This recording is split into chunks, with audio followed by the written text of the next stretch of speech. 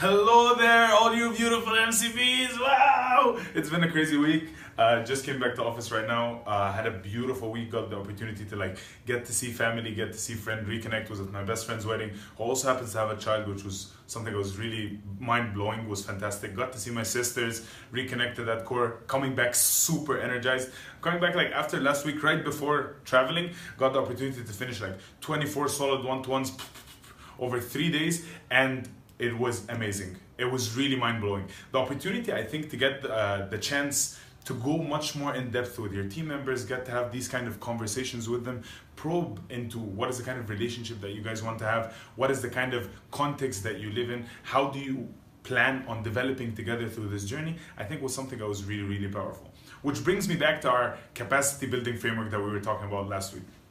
Last week, I remember I was saying we're gonna start with that idea of the 5 team dysfunctions. And I put for you guys some reading and supporting material in the previous newsletter. I hope you guys got the opportunity to go through it. But again, this week, I remember telling you guys, we're really gonna funnel a little bit much more on that idea of trust.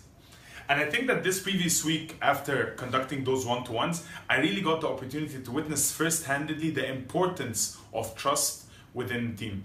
And sometimes it's something that we take for granted. We take it for granted not because we're bad, but we take it for granted because of that idea that we all have a common set of shared values. We all believe in very, very similar things. So we automatically assume that because all of us are icicers and icicers of a certain format, that trust is organically formed. But a key thing about that, as a heads up for you as a P or as an MCP in this kind of context, is that trust is something that requires you to do certain kinds of investment to be able to build it. And at the end of the day, I have a couple of questions for you guys to think about when it comes to how are you building trust within your MC teams. Because at the end of the day, absence of trust is one of those first elements of those 5 team dysfunctions that we're gonna be talking about. Usually we're very good and nice and can talk about this. Asking the question of where are the results? Or looking at that dysfunction of not paying attention to results continuously. But if it's not built on this kind of solid foundation, what would happen is that it would create a dysfunctional team. And that's why we're gonna be going through this pyramid, step by step, week in, week out, until we're capable of reaching that segment of creating high-performing teams. So going back to that idea of trust, one of my key learnings out of these one-to-ones was that element of vulnerability.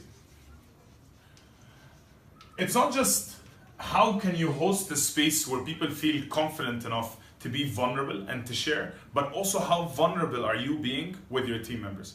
Are you really saying what's on your mind? Are you really being the true version of yourself that you want to see through this role? Or are you faking it till you make it? Or are you waiting for that moment where you just explode and people get to see that other side of you? Because you're asking yourself questions such as, how were my predecessors versus how I am? And you're maybe walking a certain skin that you're necessarily not. And that happens sometimes a lot in the organization, where that pendulum of swinging from one side to another constantly happen across terms. Where you find that there's, for example, a state of X within your entity, and you always want to take it to a state of Y. And it keeps shifting from one term to another, from one extreme to another extreme, because we all want change.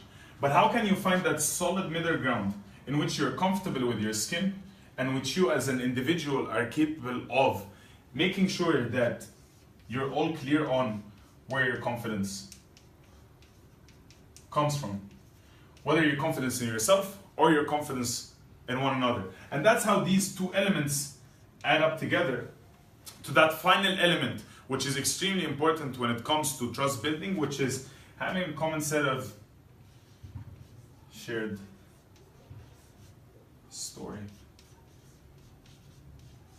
Usually what happens is that we know that each and every single one of us has their own story. They have their own background. They have their own place where they come from. And we all do these beautiful, oh, my river of life exercise. Oh, I'm going to share what I'm doing. And that's fantastic. But what is that common shared story that we all want to be part of as a team? Where we're capable of empathizing with the stories of each and every single one of us. But at the end of the day, we understand that that is the one singular story that we all want to talk about. So my 3 questions for you guys for this week is, have you been vulnerable with your team? Did you ask yourself and ask your team members Where does their confidence come from? And what gives them confidence in the team? And last but not least, what is that shared story that they want to tell together? What is that shared story that they all trust in at the end of the day as what they want to achieve as a collective unit? This is it for this week. I hope you guys get the opportunity to go again through the workbook, go through the exercises, practice this a lot with your team, and look forward for next week's MCP's newsletter where we start talking about fear of conflict. Ooh, a lot of stuff simmering down the surface there. Heads up, keep it real.